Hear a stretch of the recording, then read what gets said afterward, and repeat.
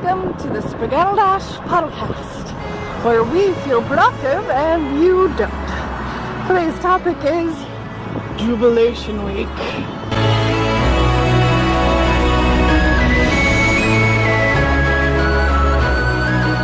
Unknown to most of the world's population, Jubilation Week is an important event in which we can celebrate jubilating.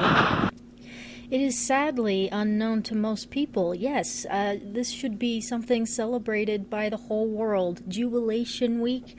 I mean, how can you not be excited about that? It just sounds like fun. Scholars say that the first Jubilation Week was the celebration of the hunting of the last unicorn.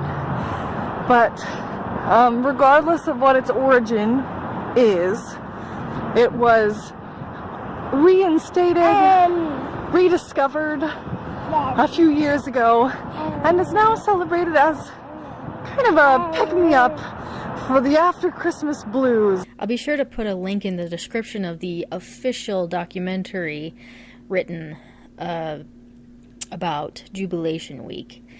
It's quite informative. So how do you celebrate Jubilation Week? Well, what makes you happy? We'll also put in some links to some advertisements that have been done to spread the news about Jubilation Week. Those can give you some good ideas of where to start with your celebrations. But it really is, like Spagadle said, a way to do what you love. So if you love sliding around on the wood floor in slippery socks, then do that. If you love buying unused notebooks and filling every page with stickers, that's another great option.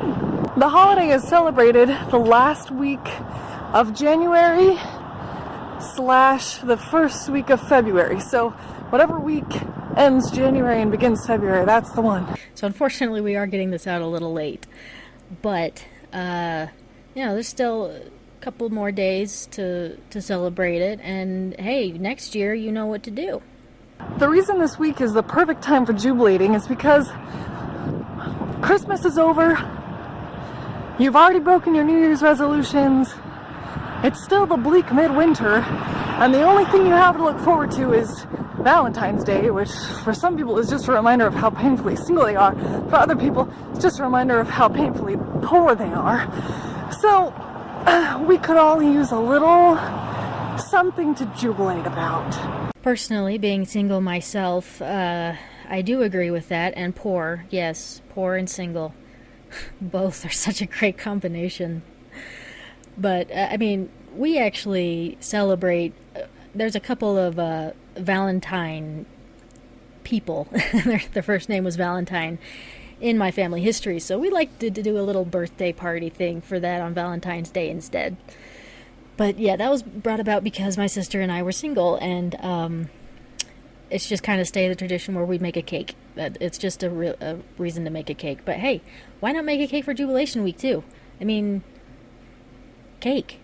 Some of my favorite Jubilation Week activities have been going to a thrift store and choosing the worst outfits you can find, or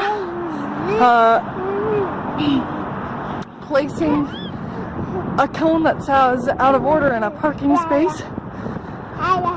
This year I'll probably celebrate Jubilation Week a little more simply with some peanut butter and coconut oil with cocoa mixed in. Something where I've got a home. At first I was like, ew, but then I remembered this is Dash we're talking about. Another great way to spend your Jubilation Week is doing things for other people to jubilate about. One time we made fortune cookies and filled them with our own fortunes about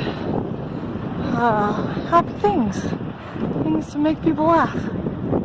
I remember you doing that. I didn't do it myself, but it was you and your friend when we were living together, I believe it. And maybe you've done it more than once, but I think that was why you did it, was because it was Jubilation Week. I mean, I don't remember what time of the year it was because we were in the basement. So it was hard to remember what the sky looked like every day or the ground.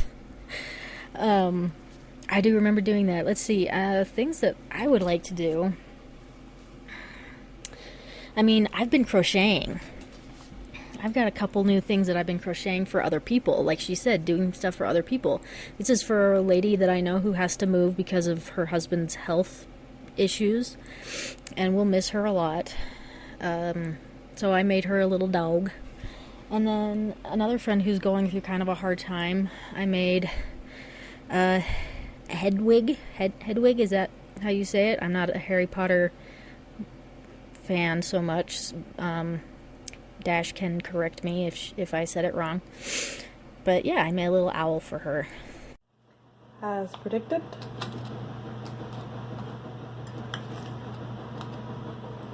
It looks weird, but it tastes great. Here's something else Spagadle might remember. Once I put together some Jubilation Week packages for her and her sister, and they included dried leaves from my trees, and I don't remember what else. Yeah, I think there was also unicorns and butterflies and rainbows that were in it. And while you eat your creation,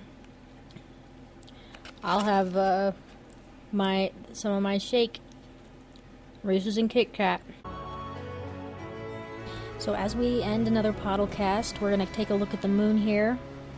Today is Thursday, the 31st. It's a waning crescent, 17% visible. And then we're going to take a look at our random picture, and it's of this beautiful girl from the Republic of Senegal. I think I'm saying that right. It's in Africa. And she has gorgeous skin that she was actually bullied for when she was growing up. And then when she moved to Paris, she was approached and told that she should become a model.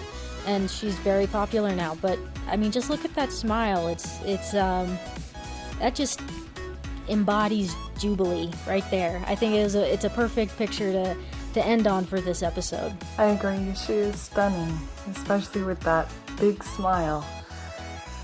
I hope that we can all be that enthusiastic about life, even when we face some difficult things. And with that being said, we wish you a happy Jubilation, and we will catch you on the next round of madness.